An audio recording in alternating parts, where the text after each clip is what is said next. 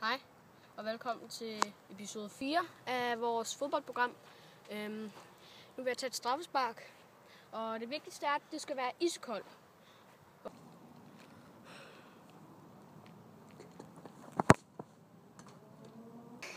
Hvordan gør man? Altså, det vigtigste er, at du får støttebenet herover, og så når du skyder, så hvis du gerne vil have et hårdt skud, så skal du gøre det med vrist. Sådan her. Og så bare hug til den.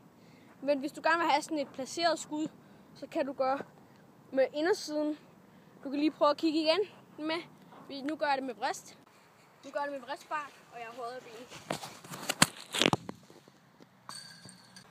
Hej. Please leave a like, og så subscribe til vores kanal. Nu kan I få nogle football fails og nyde. Nu er der altså blevet mørkt. Ja. Og ja, nu prøver jeg at lægge den ind over, så ja. jeg laver en... Det er rigtig godt. Ja, han kommer.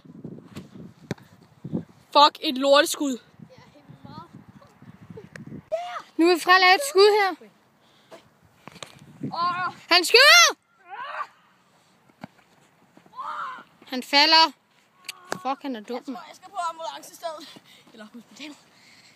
Hej.